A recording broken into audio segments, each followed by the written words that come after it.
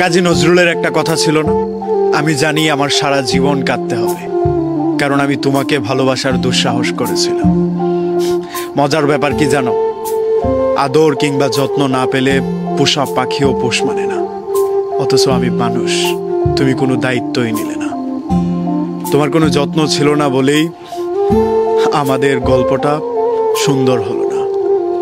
গল্প সুন্দর হওয়ার জন্য মানুষকে দায়িত্ব নেওয়াটা খুব জরুরি। সিনেমার গল্প সুন্দর হয় তাদের দায়িত্বের কারণে। বাস্তবের জীবন দিয়ে সিনেমাকে জাজ করা যায় না, কিন্তু তুমি আমার দায়িত্ব নেওনি বলেই গল্পটা আর আমাদের হলো না। একটা গল্প ভালোবাসার গল্প, একটা ভালো বন্ধুত্বের গল্প, কিংবা সুন্দর একটা সুস্থ সম্পর্কের গল্প। যদি কোনো পক্ষ দায়িত্ব না নেয় তাহলে গল্পটা পরিপূর্ণতা পায় না। এমন বহু সম্পর্ক আমি দেখেছি, একপাক্ষিক ভালোবাসায় কয়েক বৎসর কাটানোর পর সেই সম্পর্কটা মরে গিয়েছে। আমি এমন বহু সম্পর্কের কথা জানি যেখানে একটা ছেলে কিংবা একটা মেয়ে একটা মানুষের জন্য রাতের পর রাত জেগে কান্না করে গিয়েছে।